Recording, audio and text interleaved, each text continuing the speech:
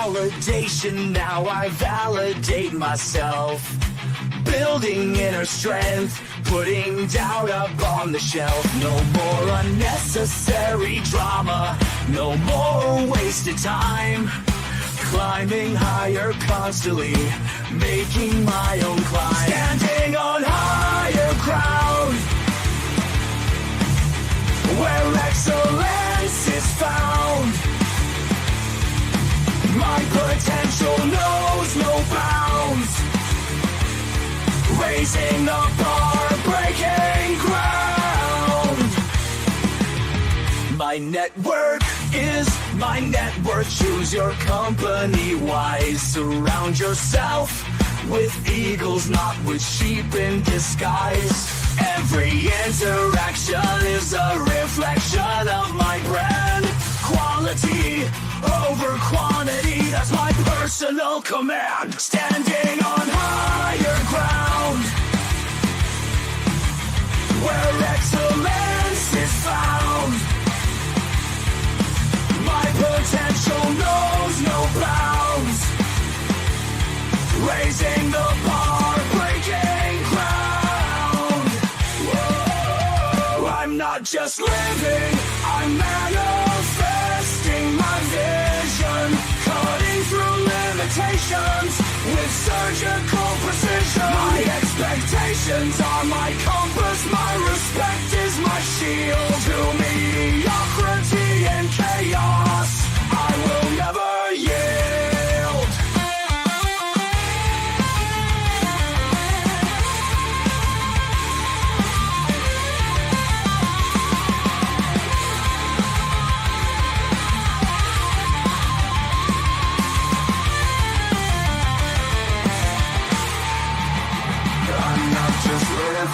I'm manifesting my vision, cutting through limitations with surgical precision. My expectations are my compass, my respect is my shield. To mediocrity and chaos, I will never yield. Standing on higher ground, where excellence is found. My potential knows no bounds. Raising the bar, breaking ground.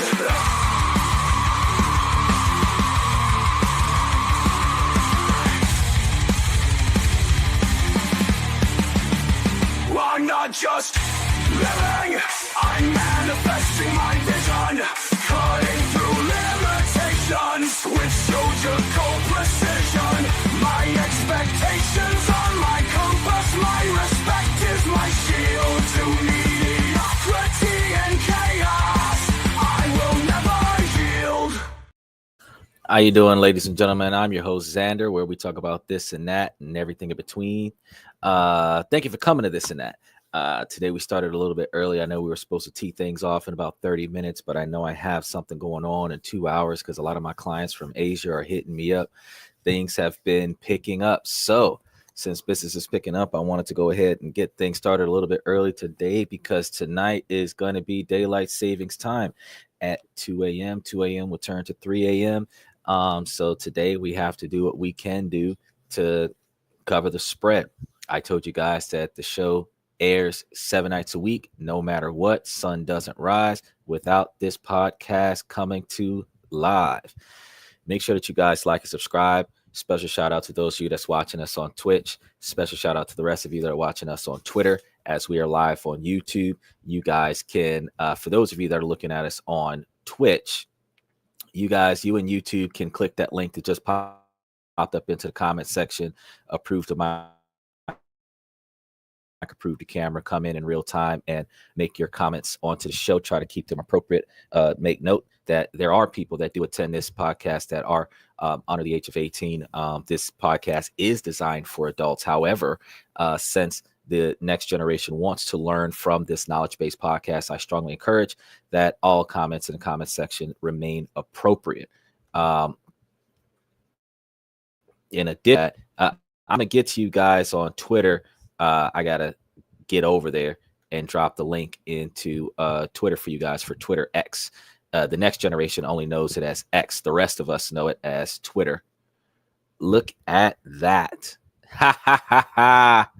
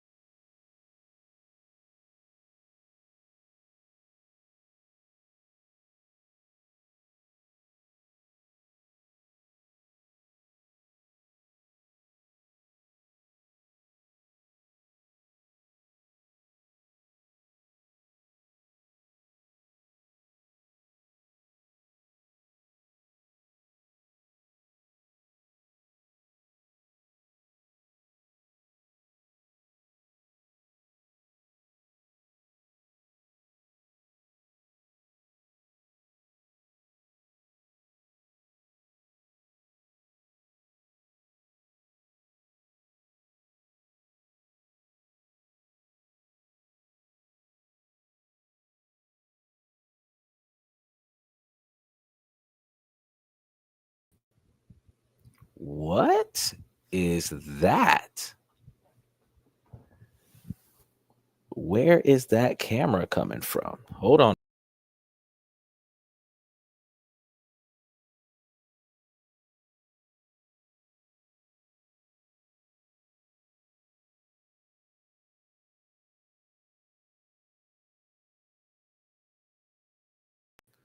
And finally, we get back in here. This is one of the reasons why we start an hour from now, because we don't go through these types of technical issues. Who know where the hell? I don't even have a backwards camera on this laptop. Where did the ceiling fan come from?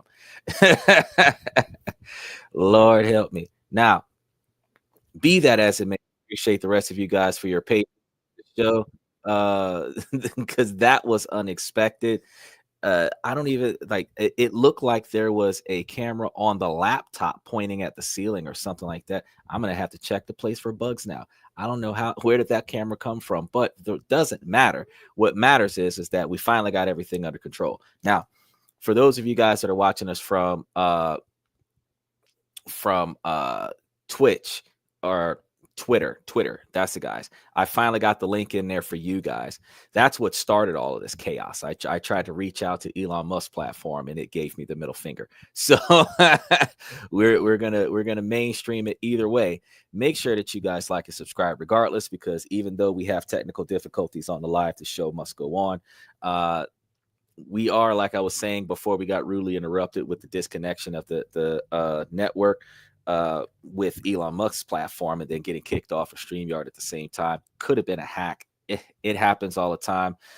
This is one of the reasons why we try to operate with VPNs, but I don't know what happened there. Either way, we are going to be talking today about how to get through and overcome issues with heartbreak and trying to make your way from heartbreak to happiness. That's what we were supposed to be talking about on the show today. So I appreciate you guys with your patience with us dealing with that technical difficulty. I greatly appreciate that. I wasn't expecting that to happen. It typically tomorrow is going to be 10 o'clock at 11 o'clock. So it'll be like 45 minutes from now. And typically these hiccups don't occur at that time. It'll be 9 o'clock right now tomorrow. So we're not going to be airing at this time. So we're not going to be going through those shenanigans again. But what I was saying is that if you guys want to jump on, you can. We are open mic, open-minded, open forum channel. We talk about this, that, and everything in between. So we have a lot of stuff that we cover. I know that the Twitter forum, Twitter X forum, is going to be more involved in our channel when we start talking about business, politics, and finance on Monday, Tuesday, and Wednesday. But everything that we do in our life typically affects our cash flow, whether it affects our decision-making process with saving and investing money, or our decision-making process with spending money, and breakups is no different. So I figured that we would go ahead and take a lot of time, or a little bit of time, however you see fit, to discuss the matter. Because while we've talked about getting in and out of relationships, recognizing the good and bad relationships, we've never taken the time to talk about what do you do when you're trying to recover from a relationship. So it does make sense for us to touch base on that topic today, because Talila, or Tenalia, it's hard to pronounce her name, was on yesterday and did reference, in fact, whether or not I, in fact, was married or whatever, because I guess they believe that when you start talking about relationship improvement, social improvement, personal improvement, that you have to be that person that has everything together in order for you to talk about the journey. I think they believe that you have to be the type of person that, for all intents and purposes, is a millionaire in order for you to talk about the journey to get to being a millionaire. For example, they believe that you've got to be a licensed pilot to be able to look at a helicopter in a tree and say, yep, somebody made a mistake, right? You've seen that skit. I agree with that guy. I don't have to be a PhD in marriage to be able to tell you when a marriage isn't looking good. I don't have to be 40 years in a relationship to tell you when you're making the wrong decisions that could cost you to lose your relationship. Based on personal experience, based on statistical analysis, based on evaluations, I can make an assessment. And based on that assessment, you can take it or leave it. Now, if you like what I got to tell you, make sure that you like and subscribe. Make sure that you follow us. You can join the membership, because all of the detailed information that isn't on the live goes into the membership and stays in the membership. I don't even archive information. But the rest of you guys, make sure that you like and subscribe. Make sure that you follow us. You get a chance to take part in all of the information that we have to offer. But since she brought it up, I was like, wait, heartbreak scenario falls right in line, because typically when individuals get into a relationship, some of them may assume, hope, or pray that that relationship is going to be a long-lasting relationship, and then something happens. It's not always the same thing. Sometimes people leave for various reasons. Sometimes people fade, where lifestyle change their abilities to be together. You have the difference between being in a solid, strong relationship, and then the requirement for a long distance relationship causes the relationship to fall apart. You can have time constraints, especially in this recession style environment that we have right now, where people are not making enough money and inflation is continuing to rise, where the economically poor is considered around about 80,000 a year, as we did the data analysis yesterday. And even though poverty levels is still considered $30,000, they still figure around 50 to 55,000 a year is still in the poor range. But a two-party income coming together, making 80 to 100,000 a year, would probably be more successful. And while special shout out to Max, he's back. Special shout out to Joe, his dad. We have a lot of different ways that we look at these things, and we try to make sure that we understand that since relationships fall apart in a lot of different ways, that we want to make sure that we talk about what do you do once that breakup occurs. So Max wants to give a special shout out to Grimace. So smiling at Grimace. And Max, we're going to be talking about investing in Egypt on Wednesday, since you asked about it. I know you're imagining a desert full of pyramids, but ironically, there's a lot more going on out there than what you think. We talked about England last week.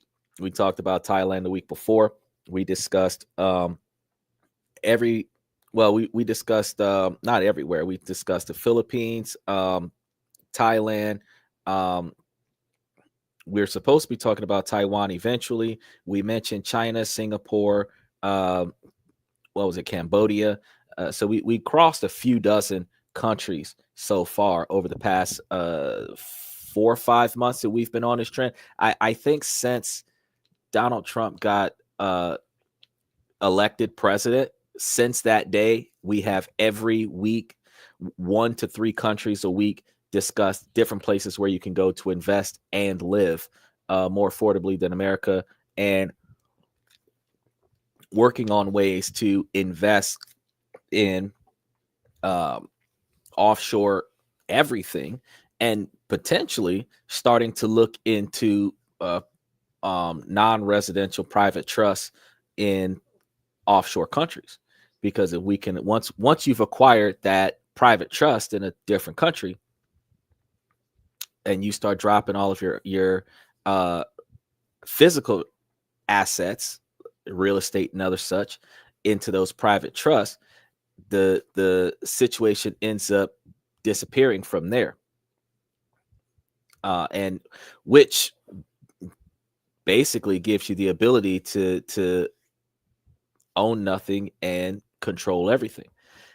It requires a pyramid system, because you have to create a trust that has your assets in mind, and you want to have a trust that has your physical assets in one location, and another trust that has your cash assets in another location, and then you want to have another trust that has your businesses in another location, and then you want to have another trust that funds money to you after it receives money from the other trust. So if you have a trust in a country that does not tax, and then you have another trust probably in America that you have to pay property taxes on for the real estate, then all you need now is just your business trust, where your money goes into your trust from your business, and then you have your profits from your your trust to go to your other trust, and then that trust starts issuing you beneficiary dividends. Now, long as you got all your T's crossed and I's dotted, you're able to end up as the beneficiary. We determined that you're only required to pay taxes on capital gains that are dispersed to the beneficiary. So if you invest in a stock, bond, or whatever, and that stock or bond pays out dividends, and the dividends gets paid to the beneficiaries, you pay taxes on that. But if the principal installed into the trust turns out to be the payment distribution divided amongst all of the beneficiaries of the trust, what goes into the trust is not taxable income when it comes out of the trust. So what happens is that you take profits from other trusts, put it into as a grantor investment into a third trust or fourth trust, however many trusts you have, and then that money that goes into that trust comes out of that trust into your personal account as non-taxable income, because it was invested in by the grantor. It's the principal income, and that principal income gained no interest, and that principal income then gets dispersed amongst all parties. So once you find the funnel, the fact is that it's not cheap to make this stuff, though, because it's like $250 to $500 for a simple one. And then when you start talking about a more complex one, it could be as much as $10,000. And that's not even including the cost of maintenance, because if you're going to automate the situation where a third party is going to get paid to monitor the success of the trust, then you're in a complex situation, because you're going to have to pay those individuals to make sure that you get your money. So all of this rolls around, and then we come to find out that there is another position above the trustee that monitors the trustee, and that person is a third party person that just watches the trustee and makes sure that the trustee doesn't breach the contract. And that person is probably going to receive a paycheck as well. So if you've got a third party trustee that's handling the money, and then you got another third party watching the trustee, that's two people getting paid to make sure that all your money is going the way it's supposed to go. It's the cost of doing business. But the fact is that you got to be able to afford all of that. Most people who are living from check to check doesn't have the ability to pay for squat, much less pay for a bunch of trust or pay for a bunch of other things that they need to do to get the trust set up. So, it's going to be a toss and a turn to get everything where you want it to be at. But once you get there, you can get yourself set up for success. So what I wanted to do today was specifically get us in the right path. Special shout out to Red Void, Liberty Twitcher, Silly Emma, Mr. Pibbs. For those of you that are taking a look at us from Twitch, I see you guys coming in, so I greatly appreciate that. But now we want to try to touch base on what do we do about these breakups? So I want you guys to join me as I take on the challenge of turning heartbreak into happiness and see how you can transform your life in just 30 days. And you got to understand that while you can change everything around in 30 days, you're not necessarily going to get over your ex in 30 days. You'll be able to start recognizing that it's time to move forward in 30 days. Some people might want to wallow in it a little bit longer, but the fact is that can you start making changes within 30 days of a breakup that will put you back on track? Yes, you can. It's just whether or not you want to. So starting off, heartbreak is something that I think many of us can relate to, and it's incredibly painful experience, whether it's the end of a relationship, the loss of a loved one, or even just a deep sense of disappointment. Heartbreak can be a really tough thing to navigate. But the good news is that I truly believe it's possible to transform that heartbreak into happiness. In fact, I've done it myself, and I wanted to explain to you how to approach this journey. So, heartbreak is a really tough thing to deal with, and it can take a huge toll on our emotional well-being. It can leave us feeling lost, helpless, and unsure of what to do next.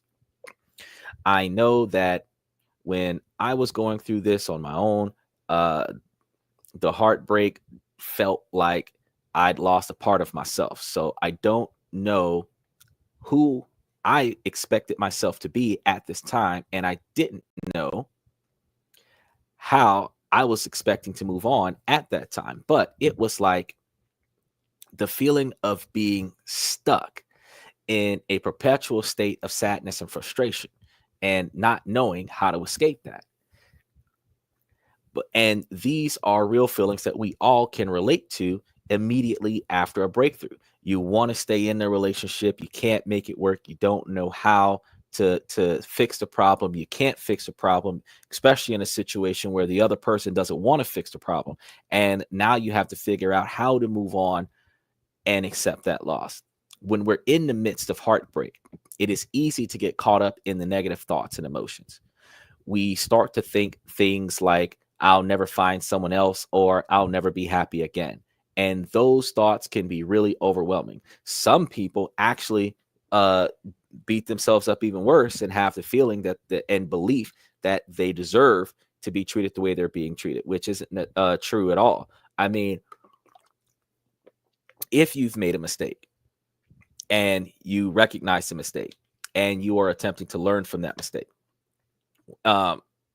whatever that mistake may be, it is your ability to redeem yourself. Maybe not necessarily with the same person, but as you attempt to redeem yourself, you're supposed to be able to learn and improve. So everybody does have the design to deserve happiness. Whether or not you achieve that happiness is completely up to you and your decision-making process. So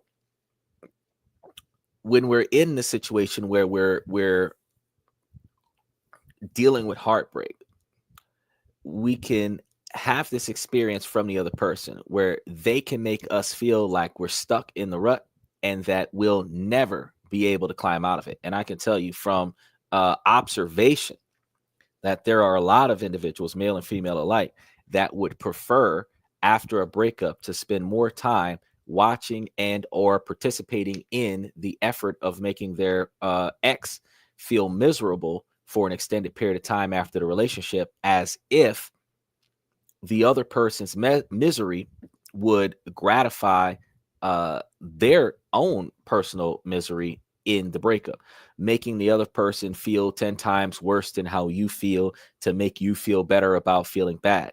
That's not how to approach things. That's not how we should go about doing things in life. Revenge does not help, but the idea of revenge is what people typically lean on. And we really have the power to change this situation. We have the power to choose how we react to heartbreak, and we have the power to choose how we move forward. Now, the first step is to allow yourself to grieve. It's important to acknowledge your feelings and give yourself time to process them. Grieving is a natural part of healing. Surrounding yourself with supportive friends and family, or consider taking the time to go and talk to a therapist.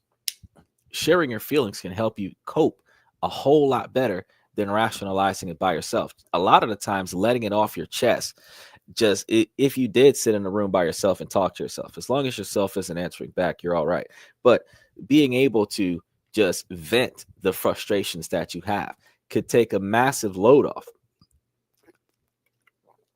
Some of my students I've talked to about meditation, where you, instead of forcing yourself to try to think of nothing, you sit there in a meditation and you actually address everything that you're bothered by. You're bothered by anything that you're thinking about in your forefront of your mind. The loudest thoughts in your head are the things that bother you the most. So whatever those thoughts are, you have to work through them. Once you've worked through them, then you can focus on something else. Until you've worked through them, it will always bother you. And the things that are bothering you in your conscious mind could eventually start bothering you in your subconscious mind. And that's what leads to negative dreams or nightmares. So the next step in transforming heartbreak into happiness is focusing on one's self-care. Practicing self-care by focusing on activities that bring you joy and peace, such as exercise, the meditation I mentioned, or other hobbies, which is why a lot of men play video games. Because even if we're losing in a video game, a lot of times we find the ability to relieve our stress and frustrations on a video game to be a stress reliever. Games like Call of Duty and GTA 6 are the kind of games where, depending on the platform, we can get in there and do things on the game that you just can't do in real life. And that aids you in being able to get your stress off. I know that I found back in the day when Fight Night had created characters, that you would be able to create custom characters, and that aided you with taking your frustrations out. Because as you beat the crap out of the other person could be the image of the person that pisses you off. WWE Raw versus SmackDown has the same benefit. You can take the time to create characters in a likeness of yourself and other individuals, or whatever you would like. And then you could sit there and relieve your stress with a 2-hour no disqualification match, and just tables, ladders, and chairs all over the place. And by the time you finish that match, you're probably not going to be pissed off. And you could also be a champion at the end of the match. It has two benefits. And if you do it in season mode, they'll take all of the best moments from that match and put it into your Titantron, so you get to relive all of the best moments of relieving your frustration as you walk down the ring for a new match of anger and frustration. I tell you, the people don't understand that video games can really, really bring about a whole nother way to relieve some stress. But this can help rebuild your emotional and physical energy, being able to get all the stress off of your plate. Now, when we're going through tough times, it's easy to neglect our own needs and priorities, and everyone else's priorities. As a matter of fact, one of the first things that we come to find with a self-neglect is that people that are fresh out of a relationship choose not to eat, not to shower. Some spend all day and night drinking until they pass out because they can't go to sleep. So they really take bad care of themselves on a regular basis immediately after the breakup. And that is not something that we should do. We should not have the subconscious tradition that when we break up with somebody or when somebody breaks up with us, that we immediately shift to a repressive depression where we end up wallowing in the thought that the last relationship is over. We need to put a lot more effort into taking actions of collateral damage and rebuilding from the breakup, because it is a very huge financial burden on us, which is part of the reason why we're talking about it on the show today, because it does lead into other things that we're going to be talking about next week. Because as I've been telling you guys, that if you get into a positive relationship, a healthy relationship, there's somebody that is going to aim towards your success and your ability to build up, those individuals, you would have a intertwined financial lifestyle. And with that intertwined financial lifestyle, if your partner was to back out of the relationship in some way, shape, or form, they might take a percentage of the investment. Now, we have to understand that there's other things for us to do. So special shout out to Rev. He's in there tonight. I told you I was going to get in here early because tonight's daylight savings time. I got to touch base on something real quick as I'm trying to get through this, because we got a shorter day, because at midnight I do have another one. So I've only got an hour and a half left. And that's one of the reasons why I started early, because I wanted to give you guys 2 hours at least. But one of the things that I wanted to touch base on, because I know Rev kind of caught on to it late last night. Today is supposed to be, at least for the next hour and some change, some of the people that are on the East Coast, they only got like 30 minutes left. Today was supposed to be National Women's Day. And the lady that was on the show yesterday, she was talking about National Women's Day like men were supposed to celebrate this day in some way, shape, or form. And I respect women holistically, and I respect the independence from Africa with the women's independence from, I do believe it was the 1700s. I've got to go back and do my research to get the clear dates on when it started way back when, but International Women's Day is supposed to be today. But the thing that the mindset of the woman that was on the show yesterday was a little bit skewed, because I guess she thought that I was supposed to celebrate the fact that she is a woman.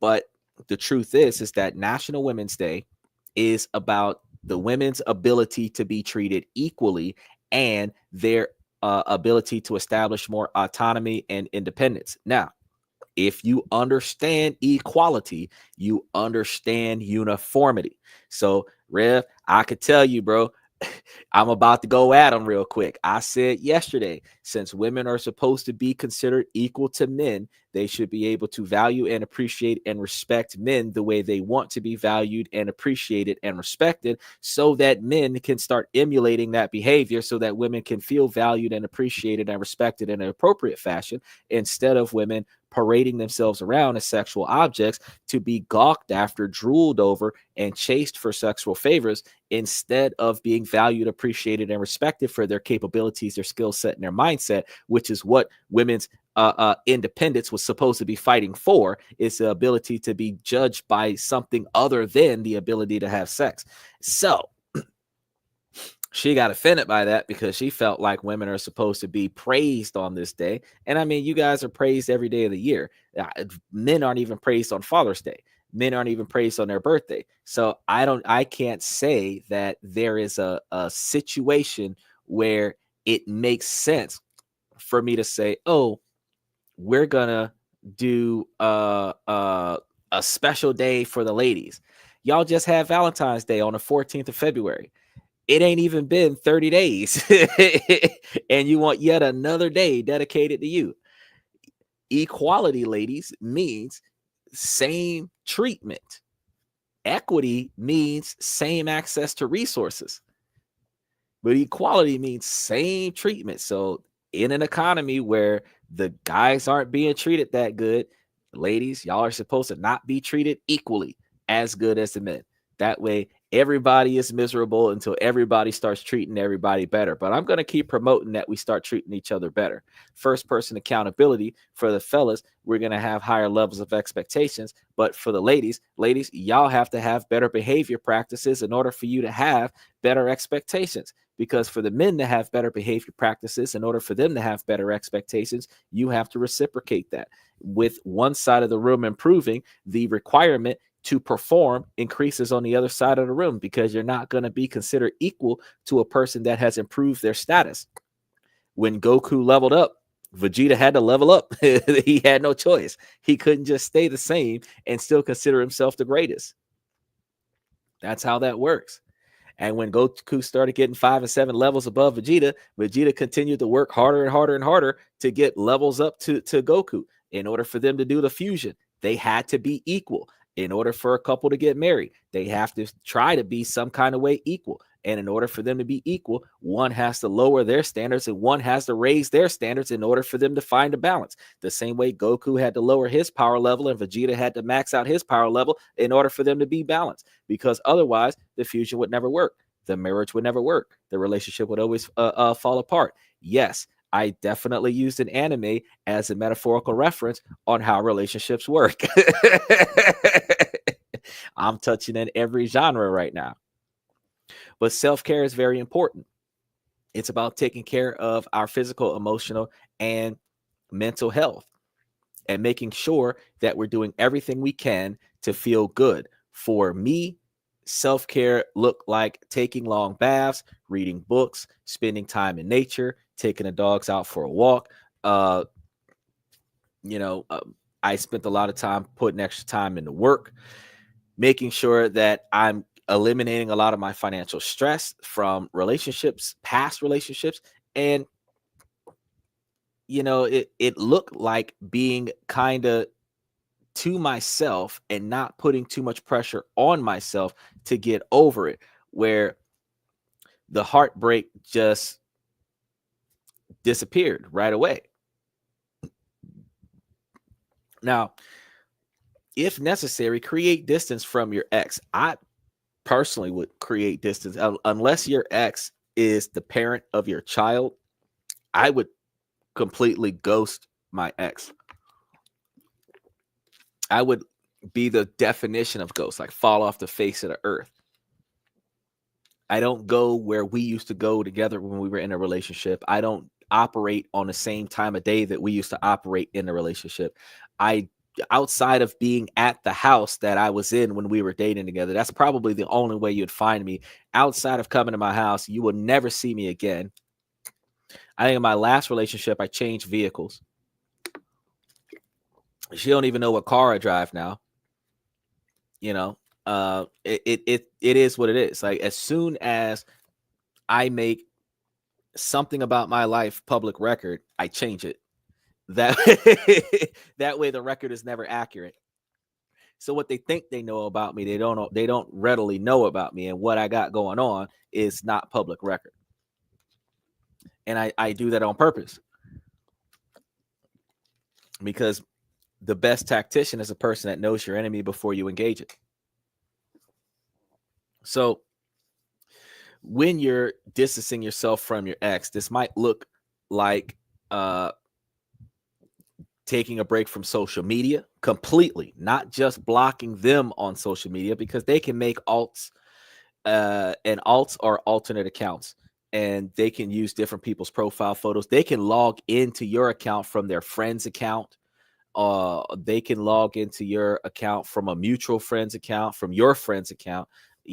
So if you just get off of social media for a while, limiting communication with individuals that are not valuable to you, which puts you in a safer space to recover, then you'll be able to channel your energy into pursuing some of your personal goals or exploring new interests. And new interests does not mean dating new people.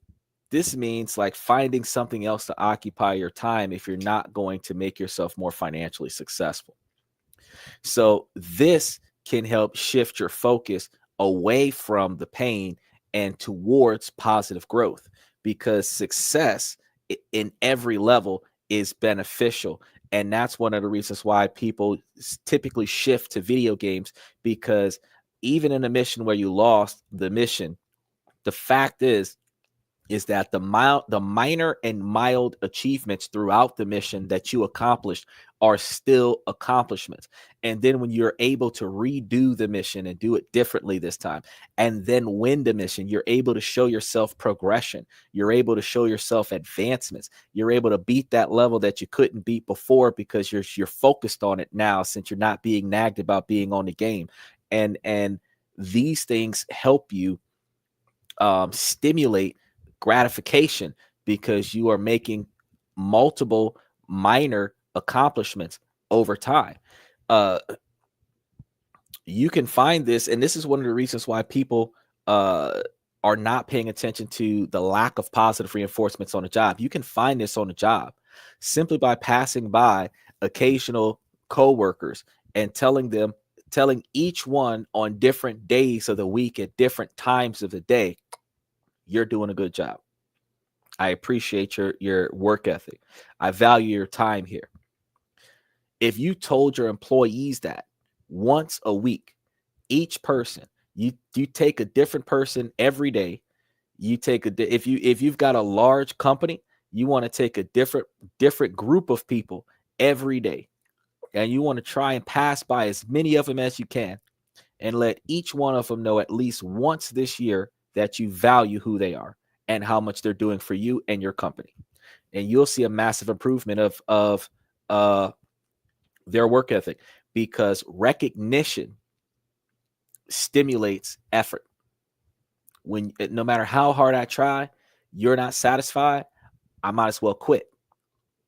But if what I've done so far makes you proud of me, then I'm going to try harder to see if you can be even more proud of me. But what'll happen is, while I'm trying harder for your recognition, I start recognizing my own success. And that starts motivating me to try even harder, where now I'm not just doing this for you, I'm doing it for me. This is the mentality of individuals that have that boost. Now, when it comes to breakups, a man's finances changes significantly after a breakup, with both positive and negative impacts. Research from Utah State University found that divorced men experience up to 40%, between 10 and 40% decrease in their living standard, while women income typically falls by 41% after divorce. Men's income, so the man's standard of living decreases 10 to 40%.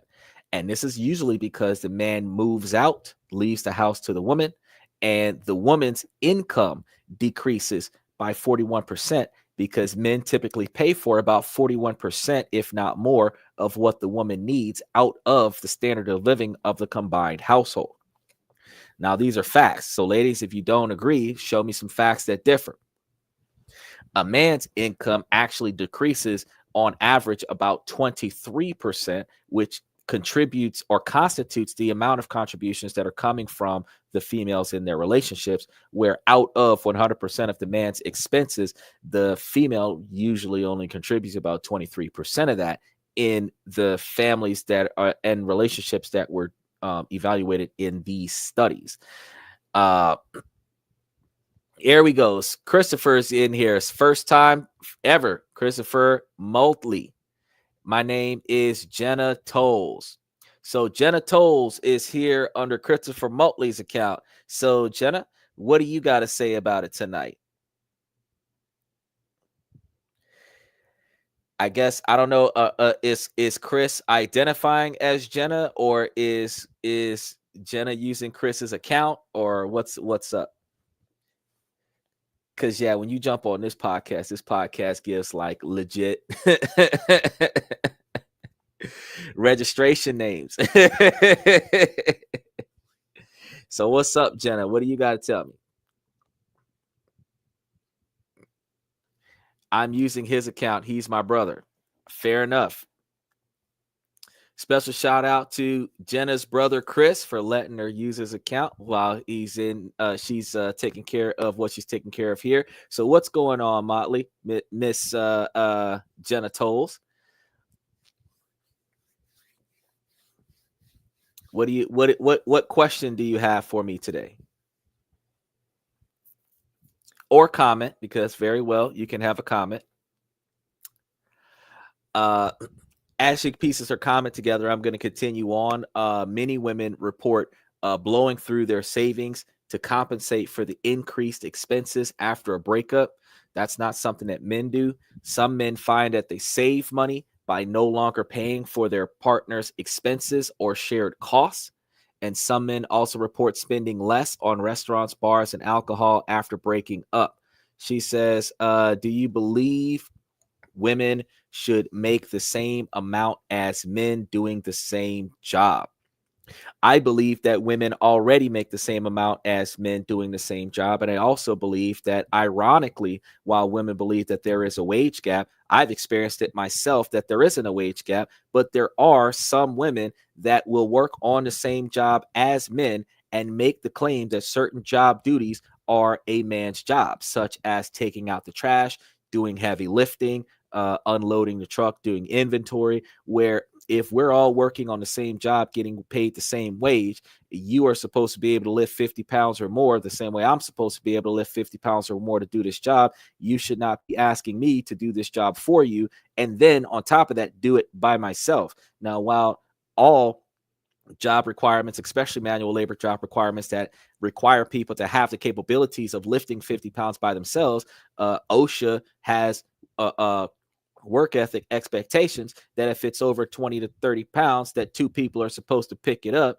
So that means that if you are doing it and I see you doing it, I'm supposed to help you pick it up if it looks like it's more than 20 pounds. So if you see me doing it, you shouldn't be watching me pick it up by myself. She should get over here and help the man pick up whatever that object is, because we're not supposed to allow any employee, regardless of their gender, to lift an object that's more than 35, 40 pounds by themselves, even if they're physically supposed to be capable of lifting 50 pounds by themselves on a repetitive basis. Now, when it comes down to the misperception of a wage gap, women believe that there is a wage gap because women have poor choice in occupation. There are certain fields that pay less than others, and more women gravitate to the fields that utilizes a woman's mental stimulation, not a woman's physical brawn. Therefore, healthcare industries that pay less than construction, that pay less than the oil refineries, that pay less than a tech company, is where a lot of the women are going to be involved in. Teaching, nursing homes, fitness instructors. These are occupations that don't pay as much as working for Elon Musk in any area of any of his companies, or working in a tech company, working for Boston Dynamics, working for Digitech, working on one of those oil refineries that gives you $135,000 to just not die on this oil rig for 90 days. They have so many other higher paying jobs. Then on top of that, because even though affirmative action for race discrimination is being abolished in the country, gender discrimination is not there. So affirmative action requires that all major companies have a female in every level of the business. Therefore, as a female, you could be working in the same company that I'm working in, and you could get promoted faster than me. I would have to work in that company 5, 7, 10, 20 years and get promoted based on years of experience. You would get promoted because a woman in a higher level position got fired. They need a woman in that position. You haven't done anything to cause you to lose your job. They'll just promote you. You don't necessarily have to qualify for it. They will just promote you to that position if you're willing to accept it. So do I believe that there is a wage gap in society? No, there isn't. Poor choice, yes, but wage gap, no, not at all. And again, because a lot of women believe that their education makes them better, 80% of people that go to college do not go to work for what they went to college for. Most of them, their degree is useless outside of the standardized requirement that most jobs now want a bachelor's degree. Lucky, you got a bachelor's degree to go flip burgers at McDonald's. You got a bachelor's degree to wear the Winnie the Pooh costume at Disney World. You got a bachelor's degree to clean toilets at a Wendy's. You got a bachelor's degree to be an overnight manager at a Waffle House. But these are all jobs that you could do as a high school dropout. So women value their education because they've got all of these degrees. But I mean, the value in the education is not there for male or females alike. And then the choice in the career that the woman chooses her income. So if you're a teacher, $55,000 a year, $48,000 a year, $42,000 a year is a statistical average.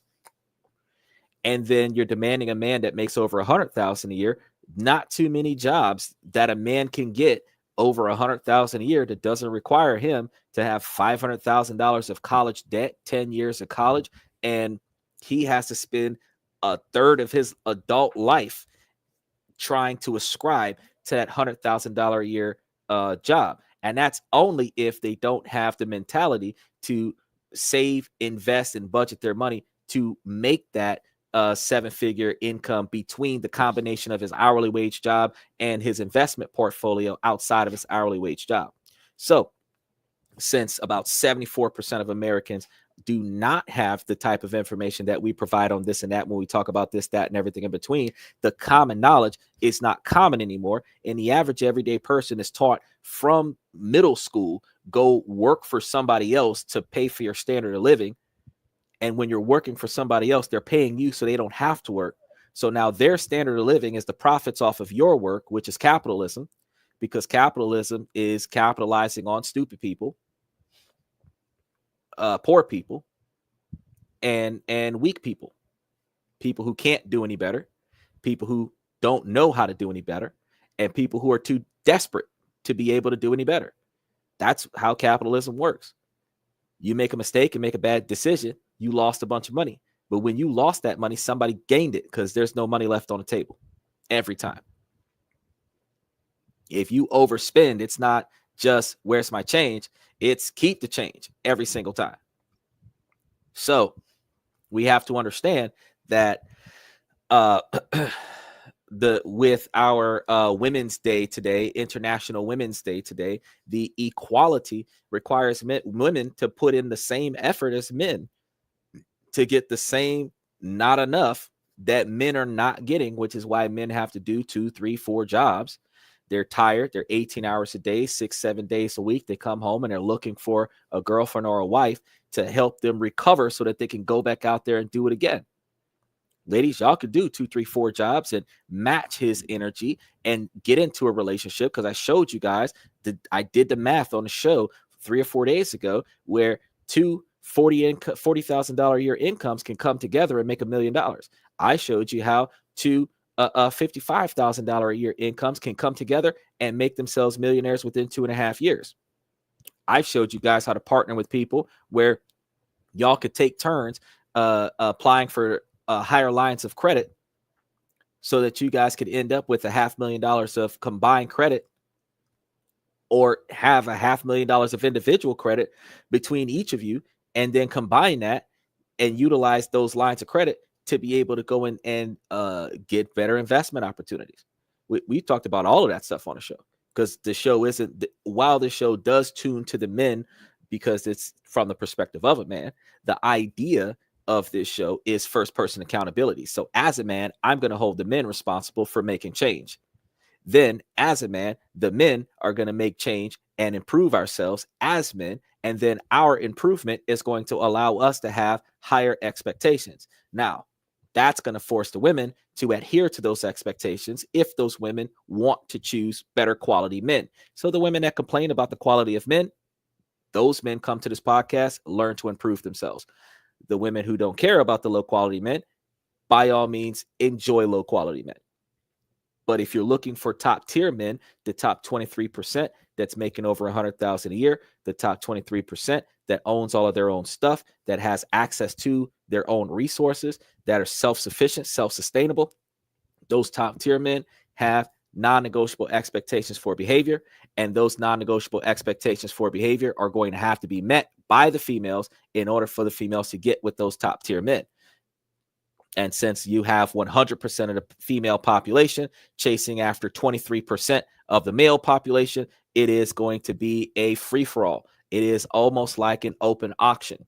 Because you have so many people chasing after the same thing, it is going to go to the highest performer. Since men are not looking for money, it is going to the highest performer. The men that are going after women, a woman gets approached by 500 guys, the guy that offers her the most, that's the guy that she's going to accept.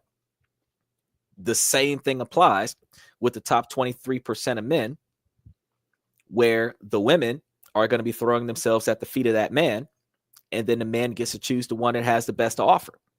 So ladies can't just say, take me as I am, because if you're broken and the person next to you is broken and the person next to you is broken and the guy finds one person not broken, guess what he's going to do? Take the non-broken one. Because why would you go to a dealership and buy a crashed car when there are 13 non-crash cars on the same lot?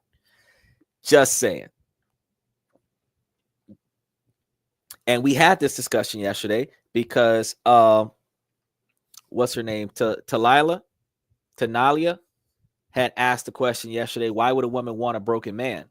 And we're talking about heartbreak today, because why would anybody want a broken person? We wouldn't. But unfortunately, we don't have a choice, because the ratio was 1-to-1 from 18 to like 35, 2 women to 1 man after that, 3 women to 1 man when you start getting into 55 and 60 years old. So with the 1-to-1 ratio, everybody who has dated more than one person has contributed to the destruction of somebody else's match. Thereby meaning that you're not going to find anybody that's not broken. Because the only person that's not broken is the person that's never been in a relationship. The only person that's not broken is the person that's never had a bunch of sexual affairs that led into emotional damage, which means that a woman would have to find a man that is a virgin that has never been married, and a man would have to find a woman that is a virgin that has never been married, and both of them would have to be looking for a person that hasn't been in a romantic relationship. That's the only human being that is not damaged. The older you get, the less likely that exists. Therefore, if you're aiming for that type of quality, you're going to have to aim for younger individuals. But it still has to be over the legal age of whatever country you're in. Now, flipping the script though, ladies are looking for financial stability. You're not going to find that in younger men. So even though you don't want a damaged man, you're not going to find a non-damaged man that is financially stable, because it takes a man 3/4 of his life to get financially stable. So you looking for a financially stable man now have to accept that out of his life, you got to understand rejection is damaging. A man has to approach 500 more women than a woman gets approached by men. So a woman says yes to 1 man out of 500. A man only gets 1 yes out of 500 women. That man is going to experience 500 times more damage than that woman. So by the time you get to him and you say yes, you've got a steep hill to climb, because not only is he already damaged, he's already the financially stable that you're looking for. He's built himself up on top of that damage, reinforced that damage, and restructured himself. And now he has expectations that you must meet, which is a complete different scenario than the alpha boss lady that can make over 100,000 a year, that's only willing to date men that make over 100,000 a year because she's making 100,000 a year. But the man that would give everything that he's got to her makes 50,000 a year. So she loses potential suitors because 73% of men make less money than her. So she ends up being single for the rest of her life and having casual hookups with men because that's the best that she can accomplish. It's a common issue. But I'm glad that you asked the question. So special shout out to Jenna Tolles and her brother Christopher Maltley. Now, some women find the need to lower their expenses or increase their income to maintain their lifestyles without their partner's financial contribution after breakup and heartbreak. Some women report improved financial management and increased savings after breakups as they no longer spend on relationship related expenses. And this is a key factor because after quite a few times of having a breakup, a lot of times the responsibility to spend money in a relationship falls directly on the man, that some women protest putting any effort into their relationships because the relationships used to not end well. Now, if first person accountability, if you've been in multiple bad relationships, the common factor in your failed relationship is you. So if you improve yourself, you should not continue to have failed relationships, because not just your decision-making process with selecting the partner, your decision-making process with allowing or not allowing things to happen in the relationship that negatively impact you is part of your requirements, your responsibility. In addition to that, you also have the responsibility to put extra effort into meeting the needs of your partner. I talked about this all afternoon yesterday. And if you fail to do that, then you are part of the problem of your breakup. So if you've been in a few dozen bad relationships and now you're not willing to contribute to the relationship, and now you have demands where your contributions or stipulations after you've received, that selfish behavior typically comes from the woman's desire to not improve and still receive benefits from being in a relationship while not contributing into a relationship. All that's going to do, while sex motivates the relationship, is give you a friends with benefits scenario where he's giving you money, you're giving him sex, and you guys are enjoying things. But when he runs out of money, you're not satisfied. You're going to cut him off with sex. He's not satisfied. And that engagement is going to fall apart. A lifelong partnership is not going to benefit from women stopping the contributions to the relationship. Some women prioritize career development and personal financial goals after a breakup, potentially leading to increased earnings over time. And many women report feeling empowered by taking control of their finances post breakup, including investing and making independent financial decisions, which is why you ladies will be fine right here on This and That on Monday, Tuesday, and Wednesday when we're talking about the money, the economy, the way things are shifting, the way the country is changing, because all of that affects the way that you keep money in your pocket. Now, men often face higher costs for establishing a new household, including new rent, mortgage, furniture, and other household items, because usually the men are forced out of the house. Unless the woman leaves the man for another man, the woman keeps the house and everything in it, and she forces the man out of the house, and then the man has to start over and get something else, which is always a burden on the man. And the older men get, the harder it is to do that. Rebuilding personal finances and getting retirement savings back on track after the greatest challenges that men experience in breakups is one of the hugest things that we have come to understand, because men specifically build a habit of taking every dollar that they have after they've spent it on bills, and sometimes taking extra money that they're supposed to be paying on bills, and they have a habit of spending that on the satisfaction of the woman, not because she deserves it, because she's present, and to keep her present, he has to wow her and continuously pay to wow her. And I told you guys yesterday on the show, there are plenty of ways that we can continue to wow each other for free or at low cost, and budget, save, and invest, so that the wow is that now I can quit my work and we can spend a bunch of time together, and we can do a bunch of stuff together and do it on a budget, so that we're not wasting the money that we've worked for. But now neither one of us has to stress anymore, which actually brings a more foundationally strong relationship. We've come to understand that money previously spent on a relationship may be redirected towards personal financial goals or self-improvement. And the extent of financial changes can vary based on the individual's circumstances, such as income levels, shared assets, and financial responsibilities during relationships.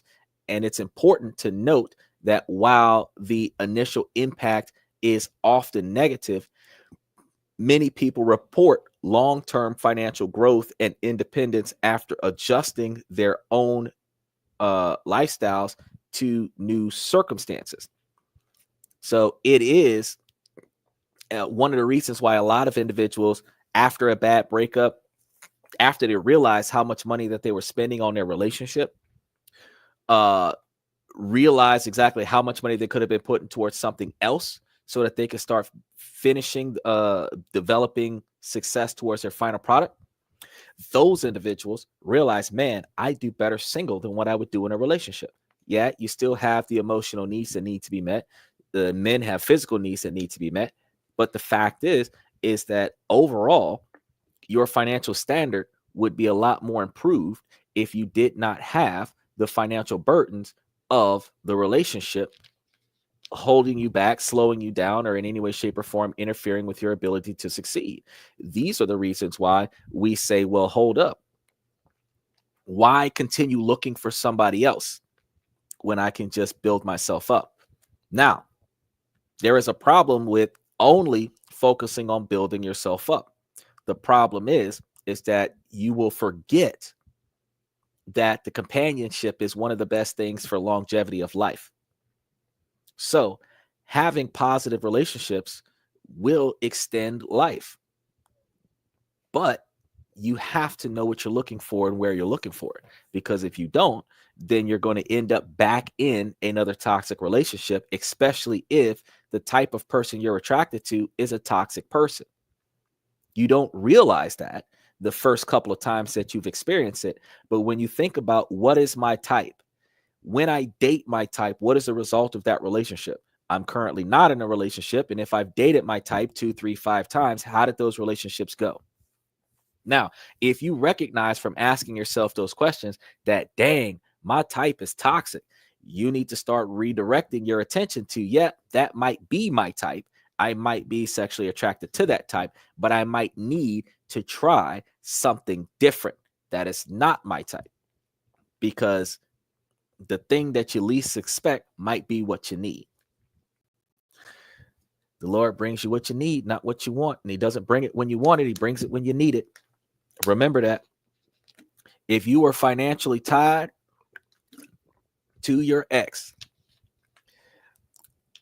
assess your financial situation. You want to make sure that you reevaluate your financial situation. Divide shared accounts and expenses. If you were following my expectations when I told you guys about investing everything that y'all don't need in the relationship into a trust, and then have that trust distribute equally to the beneficiaries valued amounts. If you are getting consistency from that amount, all you would need, if you're recognizing the dividing of shares, instead of splitting the shares, you have a contract where you guys will be able to manage appropriately, even if lawyers need to be involved, the distribution of the capital gains from the trust. Where if you were getting $3,000, $5,000, $7,000 a month out of the trust from while you were in a relationship, that when the relationship stops, you're going to keep getting those dividend distributions because you've invested in that. You'll come to find that if you guys are going to divide the profits from the trust 50-50, and that's written in the trust contract, you don't have to stop adding money to the trust. You can just keep doing what you were doing, living off the interest and building y'all's wealth.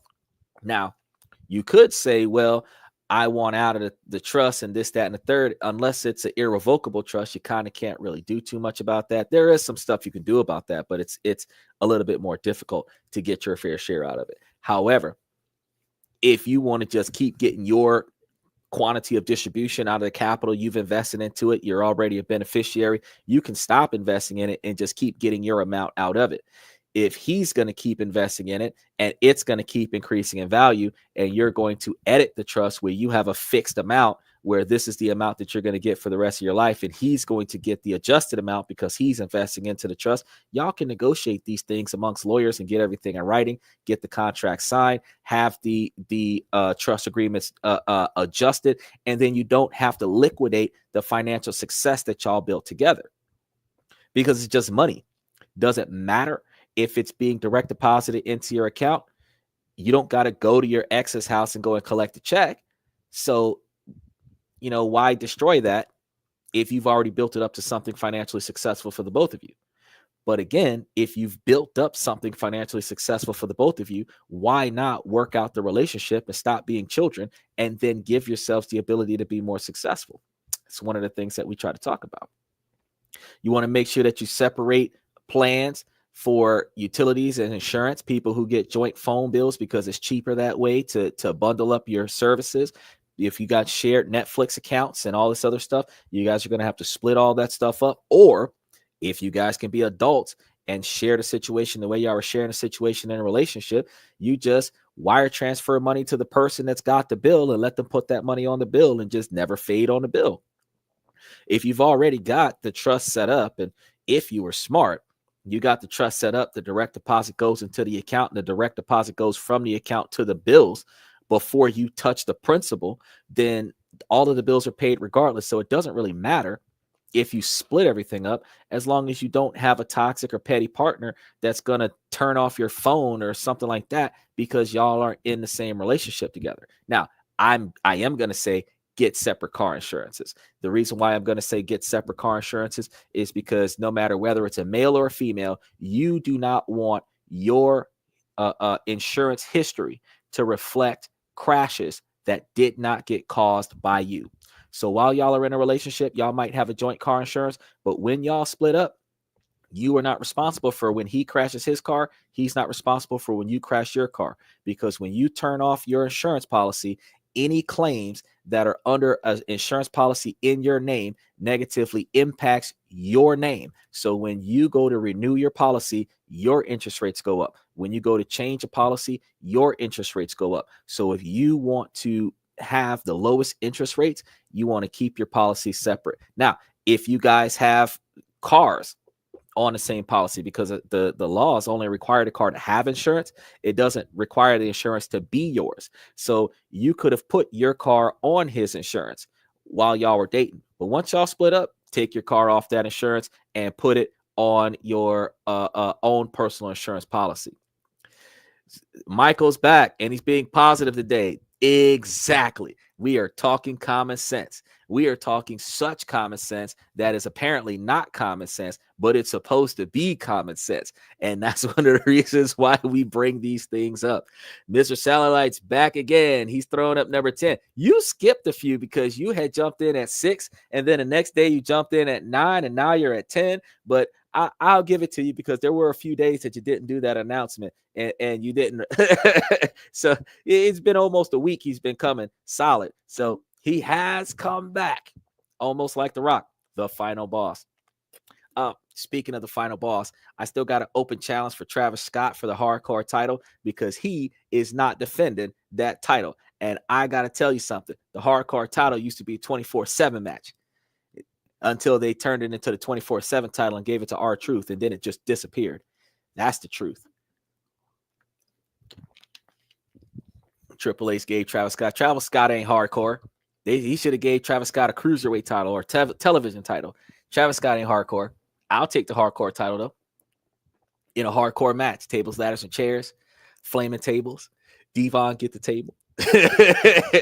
We could throw Chris Brown in the mix. Hashtag first type. I'm going to keep saying that one day, and Triple H is going to schedule a match.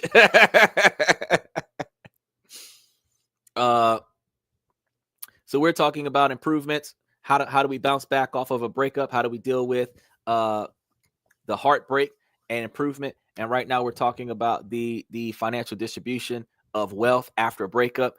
When you develop a new budget that reflects your current financial situation, you'll be able to better work out how your income is going to be able to sustain that. And this will help you manage your expenses expenses and work towards financial independence. So if needed, you can seek professional advice, or you can just sit down in a chair one day and just get your budget together. One way or another, you'll be able to make that work for you, where this guide will help you create a budget that and plan that will help your financial future. And you want to be able to focus on reducing your debt and building savings. And, you know, in the event of you have less money than you've got coming in, you want to consider getting a side gig or improve your career, get you some raises or some type of promotion on the job. Special shout out to Usman. Usman's back again tonight. Usman says, question, Xander, how much do you like doing in-depth research? Xander says, yes. I got to tell you, that's all I do is in-depth research. I do in-depth 7 days a week. 7 days a week. I like Michael's ability to, nope, I didn't take off the suits. I actually decided to come in with the sweater. And he says that the cashmere sweater still looks cheap tonight. Thank you very much. I really appreciate that, because you have to understand that if you're dressing for success, you're not supposed to wear expensive clothes to give the false perception of being rich. You're actually supposed to dress reasonably, dress appropriate, dress for the situation. And you're also supposed to be able to have the capabilities to be financially responsible with your attire. He says, but he has no money. And that is correct.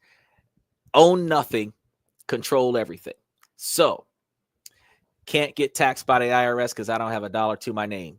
Everything is in the business. Everything is in trust. Everything is owned and operated by third-party entities. And then I benefit from the existence of those entities. That is the way that the rich do it, and that is the way I am going to do it, and I am going to continue doing it that way. And he's going to say that's not responsible. Well, I don't know. If you told Donald Trump that, he'd tell you something completely different. So, yeah. You tell Elon Musk that, I think he'd tell you something completely different. You tell the Rockefellers that. Tell Will Smith. Tell Kobe Bryant.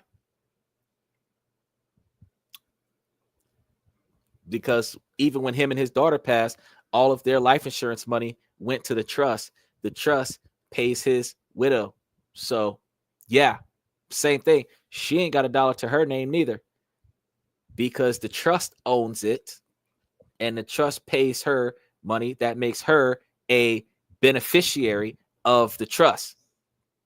That's right. Kobe's dead, and Kobe's death paid the trust plenty of money, and that trust that paid plenty of money to the family, that is the beneficiary of the trust. And since she's a beneficiary of the trust, where she's getting principal dividends from the trust, she is not getting earned income from the trust, which means she doesn't have to pay taxes because of the money she gets from the trust. So that is exactly right. How do I know? Well, first of all, we did research on it. We talked about it. We went over all of this information on a few shows back. Second of all, it was all over the news. So it's common knowledge, public knowledge, because if you remember, they actually had the long conversation where she had to put together the petition to add the child onto the insurance policy to collect the death benefit through the trust, because the child was 6 months old or something like that and had not been added to the trust. We were talking about how you have to update your trust every time you have a change in your life. You can't let time go by. You have to literally go out there and go and make that work. He says, you don't know what his wife does. Fine. I can tell you that I know what's going on and you're not sure. So you think I don't know what his wife does. She does. I know what she doesn't have to do. She doesn't have to work for the millions of dollars that she's getting off of the trust. I know what she doesn't have to do. She doesn't have to pay taxes on the money that she benefits from the trust. There we go. So again, common sense. Exactly. Common sense, which is something that you don't bring to the show a lot of the times. I wonder about it. I really, really wonder about it. You say, all information is not spoken of. Well, that's not a complete sentence, but all common sense is not common amongst all Americans. And, all knowledge is not common because not everybody knows that there's a lot of things that we could be doing to make ourselves more financially successful and more financially stable. But I also understand that most of us spend a lot of time trying our best to pretend like we're something that we're not, wasting a bunch of money doing so, while the rest of us are spending a lot more time actually doing it and becoming more financially successful. Now, usually it's the bitter ones that are jealous of the success of others that shows up and starts hating on successful individuals. And by all means, I allow you to do that, because if you're hating on me, then that means I'm doing something right. So definitely, I appreciate every time you come to the show, because like you're a regular fan. You show up on a regular basis. Very, very few days out of the week that you're not here heckling the show. And I really enjoy it. I really do. It helps the algorithm. And make sure that you guys like and subscribe as you come to the show. If you're watching us from Twitch, hit that follow button. If you're watching us from Twitter, hit that follow button. That make no sense. Ignorance. Well, I know that what you're telling me makes no sense, and it's extremely ignorant. But at the same time, is that since everything that I tell everybody on the show is backed by research, Rev can confirm that, Usman can confirm that, Ruderus can confirm that. There's plenty of people that come to the show and they learn something from me. They can take the knowledge and information that I give them, do research on it, and they can not only confirm that what I told them was true, but get additional information that they originally didn't have. Soon as Usman goes back to the show that we did on Wednesday about England, he's going to be able to pull off all the stock information for England so that he can go and invest in those interest non-debt based companies that is in line with his religious beliefs, so that he can make money and feel good about it. Things that, Michael, you haven't been able to do when you come to the show. All you can do is heckle on my attire, which I come professional. I don't come claiming to be expensive. I come professional. I don't have on a throwback jersey wearing Crips and blood colors with pants hanging off my behind. I come professional. I got my Mr. Rogers attire on in my old school chair with a bookshelf in the background.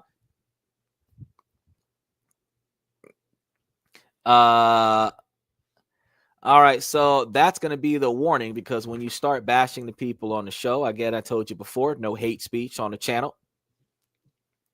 And since we're going to be dealing with no hate speech on the channel, that's going to be the last time that I allow hate speech from you on the channel. So if I see another one, you will be banned off of the channel, and you'll have to create another alt so that you can dive back in and heckle me from a different account.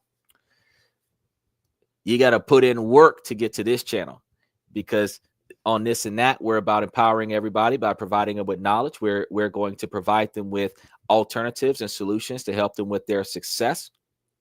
And while we're aiding them with their success, they can take the tidbits that I give them, and they can not only ratify them, they can also implement them from the day that I give it to them. And there we go. That was the last of Michael. So everybody else, make sure that you guys like and subscribe. By combining these emotional and practical strategies, you can navigate the healing process more effectively and emerge stronger and more resilient. So another strategy that really helped me was focus on gratitude. When we're in the midst of heartbreak, it's easy to get caught up in negative thoughts and emotions, but focusing on gratitude can really help shift our perspective. It can help us to see that even in the midst of sadness, there are still things to be thankful for. For me, gratitude looked like writing down 3 things that I was thankful for each day. It looked like taking time to reflect on good things in my life and appreciate the people and experiences that brought me joy. I also found that it was really helpful to focus on the present moments.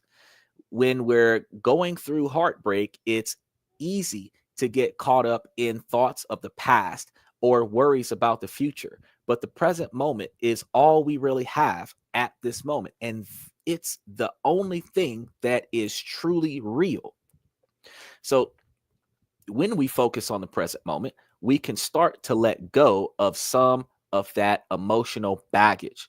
We can start to live more mindfully and to appreciate the beauty that's all around us.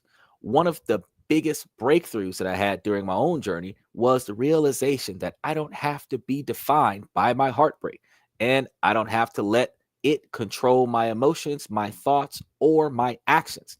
And I was more, and remembering that I was more than my heartbreak and I had the power to choose how to react to it.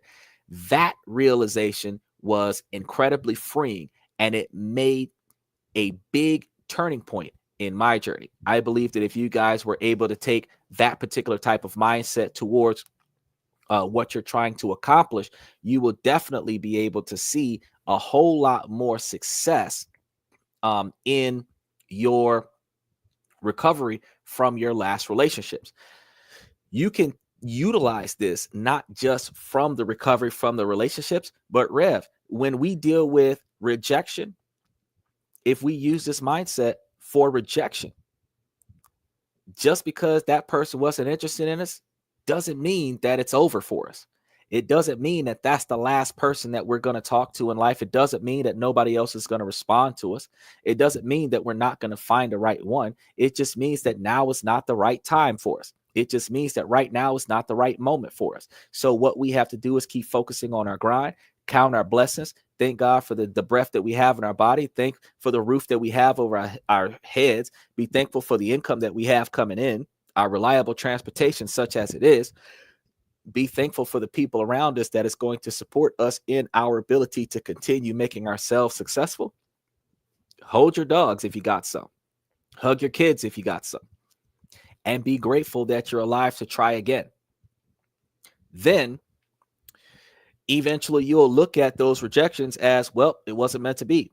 Treat them like bad applications. Because remember, the women are applying for you. You are the business because you're providing the resources as men. They are the beneficiaries of your business, which makes them the employees. A failed interview isn't bad for the company. If they don't show up for the interview, they don't respond to the appointments, that's good for you. You can just find a better employee. It is not you when the situation goes south and they decide to continue going south. It is their ability to recognize that they're not fit for this scenario. They don't have to be bad people. They just recognize that they're not fit for this scenario. And that's why they back out of the scenario. Very few people put in effort to give bad news. People spend more time and more effort to give good news. Now, when they want to complain about somebody, belittle or degrade somebody, yeah, they'll tell 10, 20, 30 people something negative about somebody else to try to stop them from succeeding. But for them to come to you and turn you down, very few people put in effort to turn people down. Because when you think about it, 499 out of 500 men, a woman is not going to tell all of them no. She's going to ignore most of them. But the ones that she's interested in, the ones that she's going to say yes to, she's going to put effort into telling that person yes. Now, Usman says staying in the past is a form of escapism. Well, yeah, that's true. He says dwelling on the past can cause depression, but living in the present will enable you to find solutions to what you are dealing with. And I completely agree with that. Dwelling on the past is not always a good thing. And there's a difference between dwelling on the past versus reminiscing. Reminiscing, looking back on the good things, remembering and enjoying some of the best times in your life. That is okay. Keeping yourself feeling sad and deliberately keeping yourself feeling bad or miserable because you no longer have what you once had, that's not good. Continuing to only remember the negative things in life, never putting effort or attention into the positive things in life, that's not good either. And it is not good for you to continue to allow yourself to entertain negativity. As you've seen with me today, I can only put up with so much negativity. And then after that, got to do away with the negativity. because people have to be given the opportunity to change. They have to be given the opportunity to improve. If they do not change and they're not willing to improve, then you have to, like I removed him from the show, you have to remove people from your life and then continue to move forward in a positive direction, because otherwise you personally will stay in a rut and you will not improve and you will not excel in life. You will plateau, if not erode, into failure. And that is not what I want for anyone that watches this show. I do not want you guys to erode in failure. As we look back on our own individual experiences, we can realize that heartbreak has actually been a blessing in disguise, and it can force us to take steps to reevaluate our lives. It'll force us to let go of the things that were not serving us, and we will focus on things that truly matter to us. And in the end, it has allowed us to, and it will continue to allow us to discover a sense of happiness and fulfillment that we never thought we could have had otherwise. So it is very important for us to recognize that it is not the end of the road when we're coming across a breakup. It is not the end of the road when we're experiencing heartbreak or the separation of emotional connections with individuals, whether it was a romantic relationship, a partnership, a business deal that's gone south. You know, if you have to part ways with your boss or your attorney or whatever the case may be after decades, it's hard to walk away. But sometimes that might be what is in your best interest, to walk away. So I want to leave you guys with some messages of hope and encouragement. And I want you guys to know that you too can transform your heartbreak into happiness. And it won't be easy. And it won't happen overnight. Just like making yourself financially successful, it is not something that is going to happen overnight. You will be able to find financial stability in a short period of time. You might be able to find sustainability even if you don't have stability in a short period of time, but you will not be able to find the success that you're looking for in life in an overnight activity. Anybody that tells you make yourself financially successful overnight is lying to you. That is a scam. It's a pyramid scheme. Whatever they're going to get money from you tonight, they're going to have a bunch of money in the morning. You are still going to have to spend 30, 60, 90 days, 5, 10, 20 years achieving the promise they gave you in that 15, 20 minutes that they convinced you to open your wallet. I want to tell you guys, I believe in you. I believe that you guys will be successful. You guys will be successful in your personal lives. You will be successful in your relationships going forward. You guys will be successful in your business lives. Your business life will aid in the success in your personal life. Your personal life will aid in the success of your business life. And your overall life will be more successful because you're not going to be in it alone. Specifically because I'm here. But you're also not going to be in it alone because you will make sure that you find the right person to motivate you to continue doing you the best way that you do you. I'd love to hear from you guys on some questions and comments that y'all have about this topic. I want to know what some of your strategies have been to help you guys heal from moving on from heartbreak.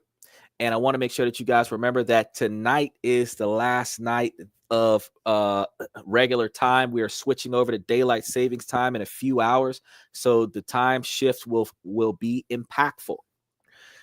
Don't forget that we are live 7 nights a week, but tomorrow we're going to be at 10 p.m. Eastern Standard Time, daylight savings time. Today we started at about 10 p.m. non-daylight savings time, which is about an hour earlier than what we normally start. But because of the time shift, it'll be this time, well, 35 minutes ago, this time tomorrow, which is going to be 10 p.m. Central Standard Time, 11 p.m. Eastern Standard Time, 7 p.m. Pacific Time, which will be 4 a.m. Greenwich Time, 4 a.m. Universal Standard Time. So note that we will still be making it work with you guys. We're still going to be here 7 nights a week.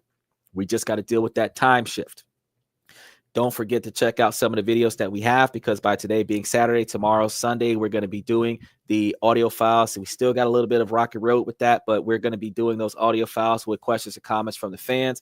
So as fans give us information, I take that information in, and then I put that information onto the show so that you guys can hear what I see, and then we can put our own responses to that. And we learn from a lot of different things. I actually do not exclusively focus on any type of question or comment that hits the comment section. I literally take all the information that I come across and I say, all right, let's put it up there. Half the time I don't even read it. The longer it is, the more it makes sense.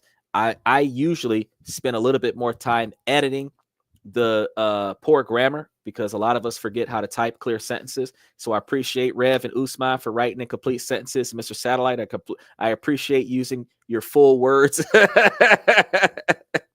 Thank you, guys. But I definitely take that, put it into an audio file, and then we can listen to the perspective of others, and then we can make our own assessments based on that. I do give a lot of advice off the questions and comments, regardless of whether or not they're positive or negative questions or comments. I do give a lot of advice on those. And then Monday, we're going to be dealing with all of the chaos that happened, because over the last week, they're talking about Mexico closed their borders. So we shouldn't have to deal with immigration issues if they finally lock the gate. And then, and then Canada's taking American products off the shelf last week, and they're probably closing their borders as well. So we're going to be I'm doing a lot more research, and we're going to be talking about a lot of stuff as to how that will affect our income, how that affected the market, how that's going to affect our investment portfolios, how it's going to affect inflation with buying, selling, and spending, because with them interfering with trades to America, bottlenecking us in at this point, there's going to be a lot of different things, like cars are going to be less accessible, especially if they're foreign cars. Even if they were foreign economy cars, they're going to be less accessible due to lack of materials, which means that the availability of cars being lower is going to increase the value of cars, because with the low supply will come high demand, which will invoke inflation in another sense. So while we still have to deal with the inflation from the tariffs, we have to deal with the inflation from the distributors of the products that are still in America, because even though parts are made in America, or the product itself is put together in America, the parts and materials and resources and stuff of that product probably got shipped in from overseas. And as a result, we're going to be dealing with a lot of change. Now, some of that change we might feel immediately, but it just happened like a week ago. So he said that April 2nd, he's going to be doing some more stuff. So we're going to be talking about that, because he didn't want it to happen on April 1st, because April 1st is April Fool's Day. So April 2nd, he's going to be taking action, and that's going to negatively impact us as well. So while we have 30 days of how bad we feel about Mexico and Canada, we're still going to have April 2nd, even more change that we're going to be experiencing when he starts taxing, he starts taxing tariffs on other countries, dollar for dollar, what they're taxing us, which is going to make everybody angry. So don't forget to check out those videos.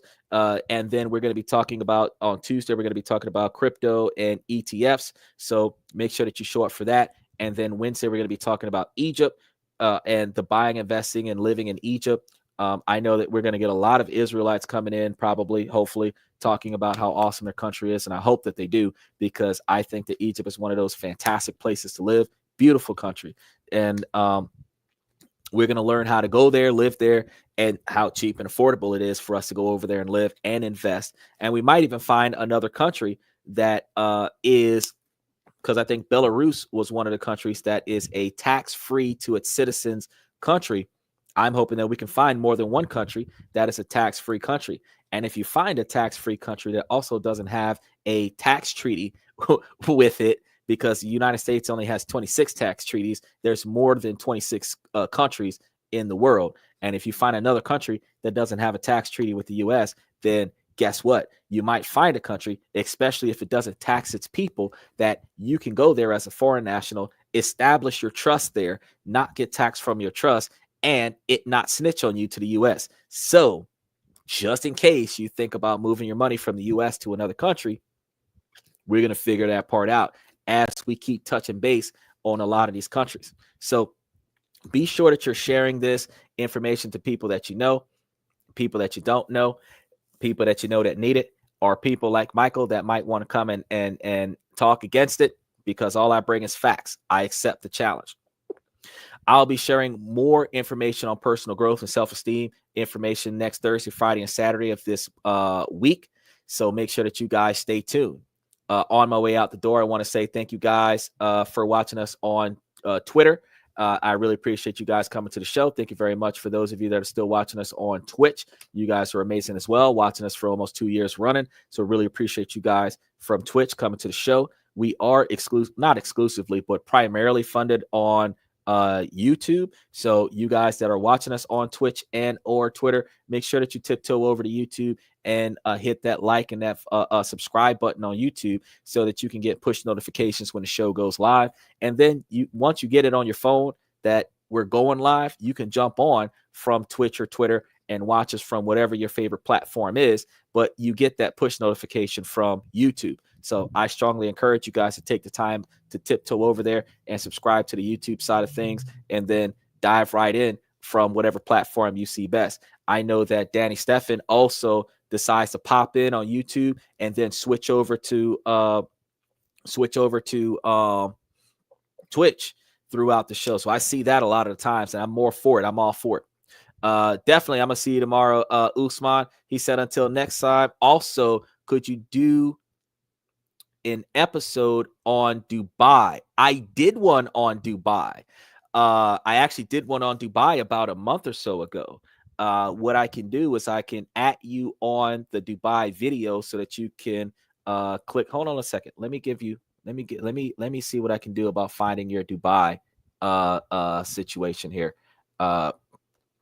Because we covered a lot of information on Dubai. And I think that Dubai,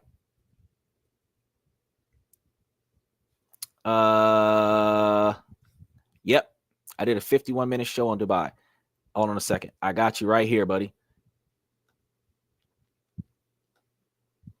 Whoops, going to the wrong spot because StreamYard shut down right there. You said do something on Dubai. Boom.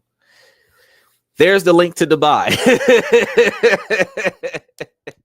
And for those of you that are watching us on Twitter, he asked me for the link to the Dubai video. There is the link to the Dubai video. So if you guys are interested in any other country that you want to know about business and finance and investing in, if you're looking for ETFs, specific companies that function in certain countries, just put it into the comment section. Let me know, and I'll look into it. But Usman, specifically, if you don't see what you're looking for from that Dubai show, let me know, and I will do some more in-depth research on it.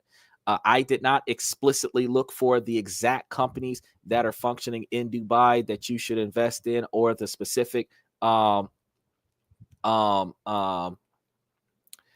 interest-free or interest-based non-debt companies that you asked me about, because you asked me about that after I covered the Dubai show. But if there is something about Dubai that you don't see there, and you got some questions about it, definitely let me know. I'll look it up. I'll do some research on it, and I'll definitely get back with you. If you guys that are watching us from Dubai, you guys know a lot more about your country than I do. If there's something that you've got access to that is not public record in America, by all means, feel free to jump onto the show and tell me all the great things about your country, ways that we can make money for us, ways that we can invest, ways that we can find better places to live. Because I don't have a problem with covering the same country more than once, because you can't cover all of the information about any one location in a 1, 2, 3 hour podcast. So definitely. So I can always do a follow-up on Dubai, Usman. I'm going to do Egypt this Wednesday. And if I find something on Dubai between now and Wednesday that I did not talk about on the last show, then I'll do a follow-up and with the next country, because I was supposed to be talking about New Zealand, but I'll do a special segment while I'm talking about New Zealand and tell you what I didn't tell you about Dubai. So I cover it all to the best of my ability. I always try to do that. With that being said, I really appreciate you guys coming to tonight's show. Ladies, I tell you ladies all the time, as long as the situation doesn't make sense, I'm going to keep asking you ladies to please make it make sense. So ladies, please make it make sense. We've got about 75% of the following is fellas. I really appreciate you guys for coming to the show, showing us that support. You guys make us who we are. Stay dedicated, stay solid, because we're going to make ourselves financially successful. We're going to improve our romantic relationships. We're going to improve our social relationships. We're going to improve the way that we represent ourselves in our city, our state, our country, our culture, so that we can be recognized as the high valued men that we are. With that being said, make sure that those of you who haven't checked it out, check out Higher Ground. It's going to be playing as our outro song. The links to it is in the description. We are at the end of the first quarter of the release, because it was released in December, and we're at the end of the first quarter, and I'll be able to let you know how well, as soon as alanito.music gets back to me, I'll let you guys know how well the album has performed over the last 90 days. And I'll be able to tell you guys what that looks like. alanito.music, special shout out to them, because they created this song from Switzerland. So as you can see, I'm international all the way around. I got some people in less than 15 minutes I got to talk to. That's in Taiwan, which is one of the reasons why I wrap up the show right now. So as you see it, what I do worldwide. I don't just talk about it, I be about it. So we stand on business. We don't just talk the talk, we walk the walk, and I encourage you guys to do the same. It's called preaching to the choir. We're all in this together. So as I improve my situation to become a higher valued man and make that millionaire status, I hope you guys do the same. Those of you that don't make it, we can talk about what happened, what changed, and what didn't go the way we wanted it to go. And the rest of us that do make it will be able to share the wealth. Because anytime that you donate money to those that have less than you, it is a tax write-off. So regardless of the fact, we can find ways to make money for us. And when you spend money to offset taxation, that is a profit. And that's when you start chasing debt so that you don't owe taxes, as opposed to hiding from debt because you can't afford to pay for it. The difference between being rich and poor. So I want to thank you guys for coming to tonight's show. Thank you for coming to This and That. I'm your host, Xander, where we talk about this, that, and everything in between. I'm going to see you guys tomorrow night, 10 o'clock Central Standard Time.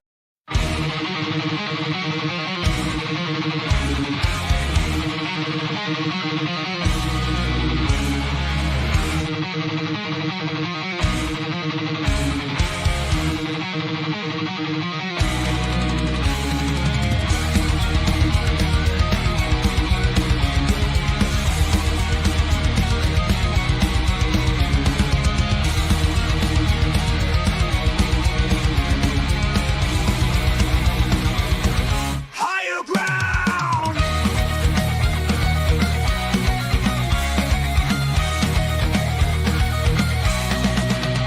Used to chase validation, now I validate myself. Building inner strength, putting doubt upon the shelf.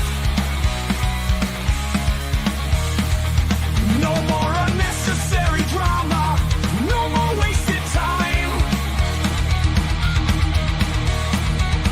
Climbing higher, constantly making my own climb. Standing on higher ground where excellence is found. My potential knows no bounds, raising the bar, breaking ground.